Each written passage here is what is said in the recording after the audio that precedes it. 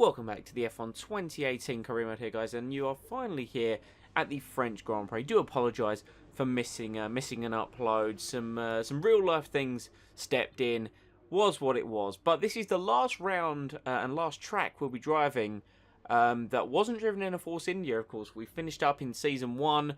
We did the French Grand Prix for Williams, and then we joined up and moved over to Force India. It's going to be a dry one here at Le Castellet, and I'm hoping to put in a decent enough performance. But looking at the progression of the car, we've got a lot of potential powertrain options that we have. Our engine is the most powerful on the grid, and I need to move on and be able to get those 3 ultimate upgrades to just emphasize how powerful the Force India Mercedes engineers that we have, of course, in the back of our car. Welcome to qualifying for this weekend's French Grand Prix. The teams are making their last-minute adjustments before the lights go green, and the fight for pole position gets underway. So I'm not going to waste any time in this sort of qualifying session. We're just going to go over the highlights of my fastest lap. We're currently P10. 25 seconds left in the session. Here we go. I love Sector 1 at this track because you can just chuck your car in, ride the curbs, and just utilise all the exit space there as we obviously maxed hot lap fuel mixer. Vettel was the fastest on a 29.0, but just the corners that you can just chuck the car into and just hope the front end bites. And this corner can be very rewarding, wide on the exit, but it's the fastest first sector of the entire session as we come through the chicane, part way through the straight. The car off the curb slid a little bit wide. That cost me my delta on exit. We come across the timing split now, and we're still up on Vettel's time by a 10th, but my weakest sector by far is the final sector. This car just does not perform well through a lot of the late apexes. So here we go through the final hairpin, rode the curb a little bit. We're up by 4/10 on the delta. DRS open, ERS is out, cross the line. And where are we for the French Grand Prix? P5. Excellent result so far for me and the team. Great work out there today. How do you think it went? It's got to be a relief to qualify that far up the grid. It definitely is. Qualifying has been something that I've struggled with over the past few races, so to be 5th is really good. You had a bit of a rivalry going on, but it looks like he bested you. I mean, Perez is driving me to be better this season, so he may have been better on the day, but I will be better in the war. Appreciate your time.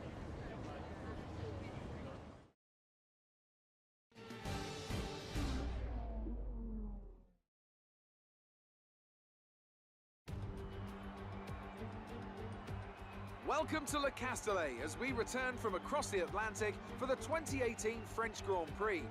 The last time Formula One cars raced at the circuit Paul Ricard, Alain Prost took Ferrari's 100th Grand Prix victory and the 42nd of his own illustrious career. That was 28 years ago, when half of the drivers on the grid today had yet to be born. And how, I wonder, will that legacy continue in the modern era? A lap of Paul Ricard then consists of 15 corners and a total length of around 3.6 miles. Drivers will need to position their cars carefully on the exit of the flat-out turn 10, ready for the double apex right-hander at 11. Watch out for potential overtaking action at the end of the start-finish straight and into the heavy braking zone of turn 8. Joining me for today's race once again is Anthony Davidson. Let's talk about the captain. What do you make of their performance so far this season? They've been avoiding mistakes and have had solid pace, so it's been a good season so far, but whether they can keep that up long term remains to be seen. With that then, let's run through the grid order. Sebastian Vettel will start on pole. Fantastic qualifying from the multiple world champion. Edging out Raikkonen, who'll start P2. Looking down the rest of the grid, we have Ricciardo, Perez, the captain, and Hülkenberg, Hamilton, Verstappen, Sainz, and Valtteri Bottas, Magnussen, Grosjean, Pierre Gasly, and Alonso, Hartling, Stroll, Charles Leclerc, and Stoffel van Dorn, Ericsson, and Sergei Sirotkin rounds off the grid. And with preparations almost complete, let's head down to the track. Well, here we are then for the French Grand Prix, of course, locked into the ultra soft tyre that we qualified on in in qualifying there. I tried to look after them the best I could through in and out laps, but that's the strategy. Ultras, 2 sets of supers as we build with the lights. 5 are on for the French Grand Prix. Lights are on, away we go. We get a good response compared to Perez, but then second phase of the start, as what it has been recently for me, we drop behind. Hamilton's through on the left, Hulkenberg through on the right. We've got to be careful, lightly tapping the Renault, who's of course then gone wide, so we can swoop around the outside of turn 2 against Hulkenberg, and that drops us down to 6th. Hamilton up to 5th. Perez side by side with Ricciardo as we try and have a look at Hamilton there. He's going to potentially get boxed in. He's going to be very slow. We take the inside across the curb. Perez past Ricciardo, me past Hamilton. We're 3-5 for Force India at the moment, but the Ferraris lead the way with Vettel ahead of Raikkonen for a 1-2. We're going to go rich hot lap mode. Can we pull up behind Daniel Ricciardo in the straight line? We haven't got DRS just yet, but of course our engine is the most powerful on the grid. Unfortunately not, as he was slipstreaming off the back of Sergio Perez, and of course that chicane is going to probably be where we're going to get a lot of overtaking done throughout the Grand Prix. So here we go, lap number 2. We're going to have another go at Ricciardo. Of course, like I said, we don't have DRS. That will be activated at the end of this lap for the next time around, but our car is the strongest through the first sector, but you see through the dirty air, not getting the grip that I need on the front end to be able to go through the right-hander and get a good run on the straight. Ricciardo is easily pulled ahead of me, so we're going to save a bit of the ERS for now, drop it back down to high from hot lap mode. Still burn a bit of the fuel as the Ferraris went side by side. Raikkonen there gets pushed out by Sebastian Vettel, and that moves Perez up into second place. So Sergio definitely on the move, probably spurred on by the fact that we won the Canadian Grand Prix last time out. And come the end of lap 2, Sergio Perez is in the lead and setting the fastest lap with a 33.5. We're a second slower on the 34.5. So now lap 3, Perez leads, Vettel has dropped back to second, Raikkonen third, Ricciardo fourth. Hopefully this lap, now that we have DRS, we're going to be able to get the run, but still the line we're taking is far from optimal through the long right-hander, but we have a lot of power, weren't able to execute a move though. As one of the Ferraris is in, it's Sebastian Vettel is in a lap before everyone else by the looks of things, and Hamilton's had a brilliant run out of the final corner, and he's going to dive it down the inside of us. They're clearly utilising his tyres better than we are, as we run horribly wide through turn 1. Hamilton's managed to get past me through a mistake, and Hulkenberg going to try and give it a go at the end of the first sector here down the inside, but we just keep the line wide and try and bring the car back inside. But these worn ultras now not responding the way I need them to. I need to get myself onto a fresh set of boots sooner rather than later, because I certainly felt like at the start of this Grand Prix for the first few laps we definitely had the pace. As you can see, Perez is disappearing into the lead. In fact, Ricciardo is battling Raikkonen and has got ahead as we go wide, and that allows Hulkenberg to get through there. So the front end of this car has just got not the grip that I need. We're going to utilise the late apex of the following double left-hander, and we can go back up the inside of Hulkenberg. But we've already lost a bunch of time to Hamilton ahead, so we're going to be coming in the end of this lap. Even though Perez leads, he's not getting the preferential treatment. His car is clearly better on its boots than my car is, as we come in 37 miles an hour. Drop it down to low on the RS so we can try and build some of that back up. Raikkonen appears to have been held in the pits because of all the cars coming past. We changed the boots, 2.3 on the stop. We're just behind Hamilton, but we're ahead of Raikkonen, and there's a Red Bull, which I believe is Verstappen, as Ricciardo carried on. So we're right up back behind Hamilton, who got slowed down quite a bit. We've jumped Raikkonen in the pit stop, so that's worked out quite beneficial for us due to the placement of our pit garage. And there's a Renault back there, which I think is Hulkenberg, who came in the same lap as myself, dropping back. So now it's about getting our foot down and seeing what we can do versus the guys who've stayed out longer and are going to be on those worn ultras, because we have DRS, we have rich and hot lap mode. And remember, the Mercedes engine in the back of this Force India is the most powerful on the grid. I want to counter in the comments with the amount of times I've said that this episode, but we've managed to close up behind Hamilton through the chicane. We've taken a bit too much curb. The car has slid.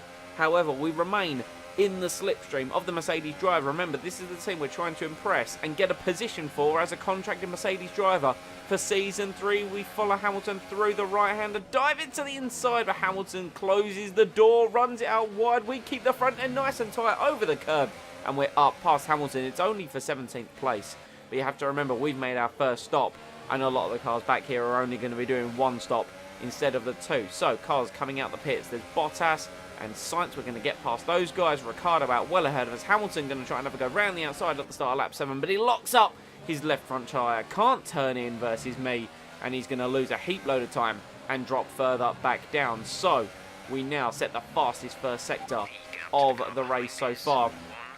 And we're now charging down towards the hairpin, or sorry, the chicane once again as we open DRS. We haven't got a lot of ERS to play with though, but we are against Sorokin and Van Dorn. Both appear to be battling into the chicane. Sorokin breaks early and locks up. Van Dorn goes straight on with a double front lock up there. And due to the way they both slowed each other down going into that chicane, I've managed to get the pair of them up into 12th place. Let's get a replay of that. Just the smoke from the Williams and then the double lock up of Van Dorn just going straight on, opened the door for me to be able to just feed between the pair of them.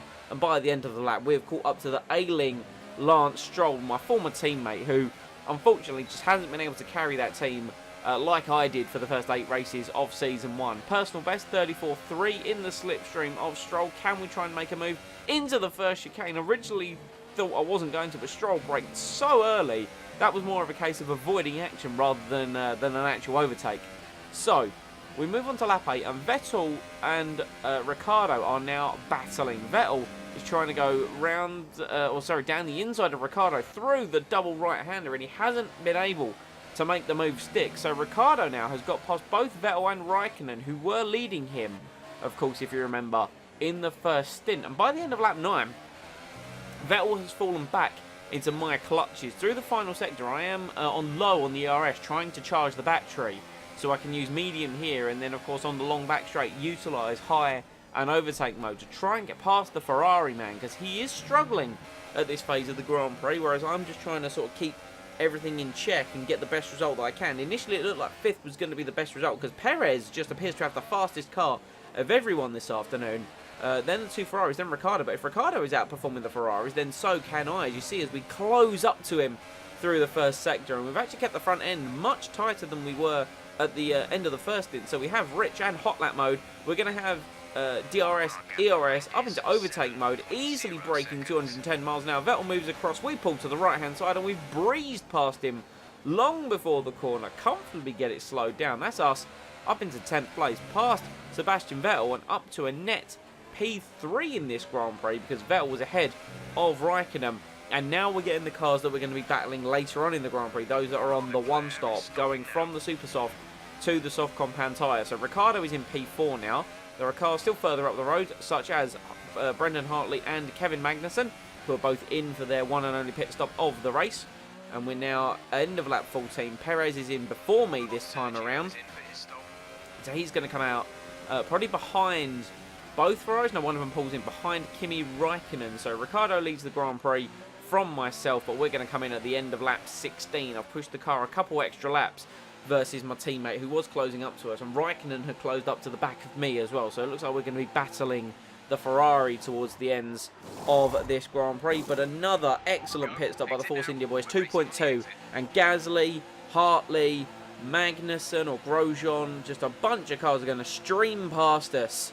Now we're down into 9th place. Those are the guys that we now have to catch and pass towards the end of this Grand Prix. So that's exactly what we're going to do. Lap 18, we're already up into P8, and we have closed up to the back of the Alfa Romeo Sauber of Charles Leclerc, who's moving very slow through the technical first sector, and we're going to take a boatload of curb. Thank you very much. I'm lucky to not get any front wing damage off of him, but that's us past and disappearing into the distance. On the next lap, lap 19, we set the fastest first sector of the race so far. We're a second behind Fernando Alonso's McLaren. We don't have DRS this time around, but we're burning all the excess fuel that we've got, and we can easily get ourselves back up into 3rd place and a podium here this afternoon. So closing up to Alonso through the chicane, the car's sliding slightly on exit, taking too much curve through the second part of that chicane really offsets me, but we're still up to Rich, still in the slipstream.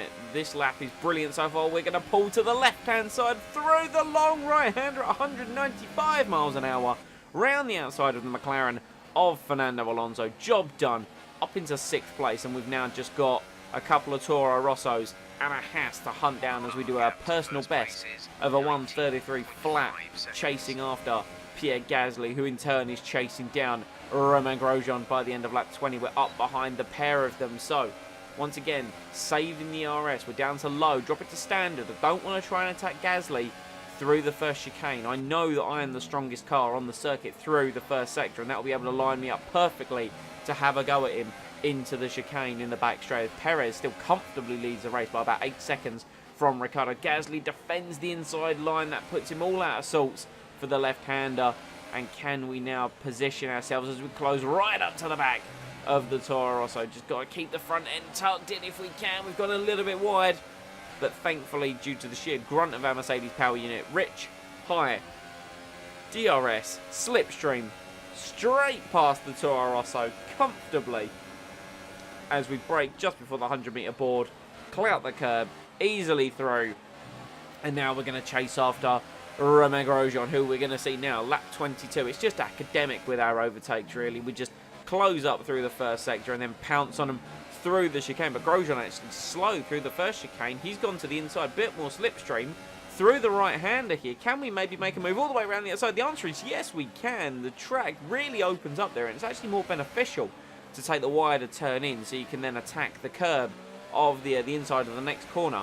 Now, as we end lap 23 and begin lap 24, we've caught up to Brendan Hartley, who currently holds third place in the Toro Rosso Honda. An excellent showing from the Toro Rosso Honda team this time around, but we're once again through the first chicane, through the second part as well. Those soft tyres starting to get away from Hartley a little bit as he pulls to the inside, similarly to what Grosjean did. Can we make an absolute mirror move? The answer is yes, we can. Round the outside, so we just brake early and bring it through the left-hander, and that's us up into third place. So that is our charge from 9th to 3rd in about 8 laps there as we come to the end of lap 24. Ricciardo, long way ahead of us, and Perez even further ahead of him. Those guys have got first and second all wrapped up, but it's not over, as here comes the Kiwi, Brendan Hartley, to the outside of the first chicane. He's going to try and get through. He keeps it all nice and composed, and we leave him the space initially, but he gets out of it, realising the door was eventually going to close. But Hartley definitely had a go, just wasn't quite able to fully initiate the move, and we've pulled away from him slightly. We're running low on the ERS as Sebastian Vettel, his miserable day at Le Castellet continues. He was leading first thing, and now he's out of the Grand Prix, but we've pulled comfortably away from Hartley. We're still just pushing on the final lap of the Grand Prix to try and set a personal best, but Sergio Perez wins the French Grand Prix for the Force India team. It's back-to-back wins for the team after our win, our maiden victory out in Canada. Perez now gets a win in France, but we're going to bring it through. I have pushed for a personal best. It's sort of a game that I like to play, especially if I'm in fresh air on the final lap of the Grand Prix. Out of the final corner, boot towards the line, and it's going to be P3, another fantastic podium for Force India. Nice work, you did well today. I think the boss will be happy with that one.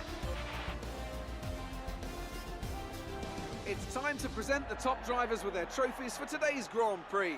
And there are a lot of people in the paddock very happy with this result. It's Force India on the top step.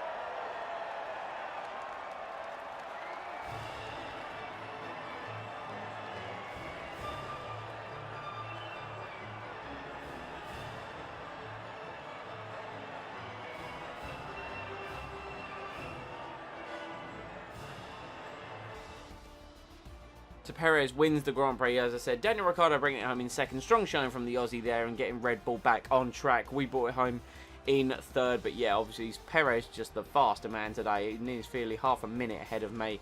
Then came Hartley, first of the one-stoppers from 15th. Grosjean from 12th up to 5th. Raikkonen, the lead Ferrari, after the front row lockout, brings it home in 6th. Verstappen 7th. Gasly brings it up to 8th in the Toro Rosso, lost a few spots with. Hulkenberg 9th and Hamilton P10. So a poor showing for Mercedes on a track that really they should be doing well at, but no, it was their B team, Force India, showing them up today, which leads over to the Drivers' Championship.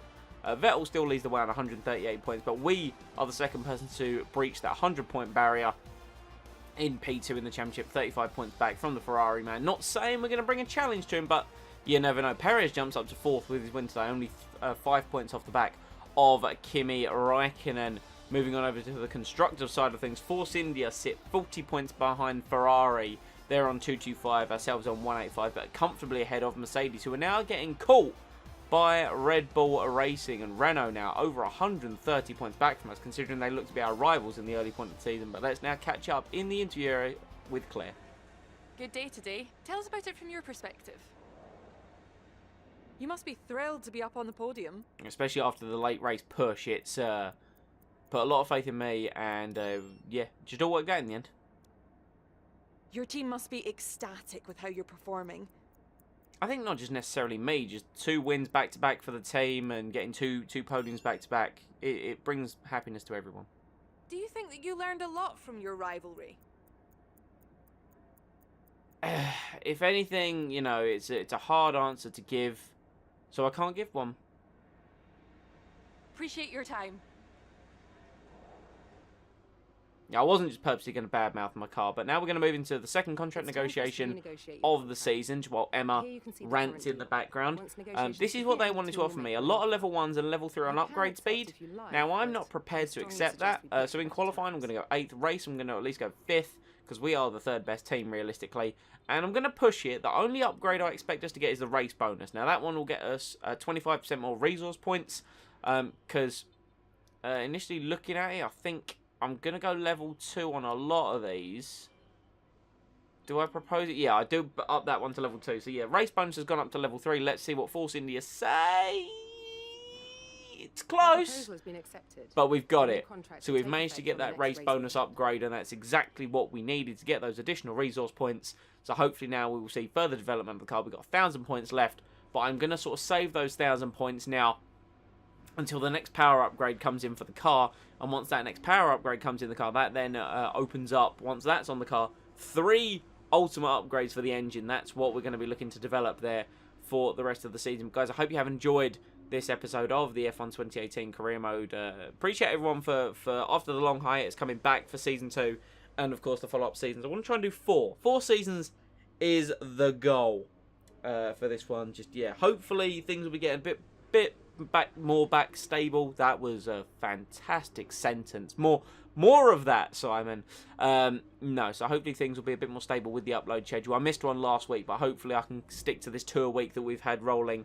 If you have enjoyed, please remember to hit that like button, and of course comment any feedback down below. And if you want to be kept up to date with the content that comes to the channel, please consider hitting subscribe and enable the notifications.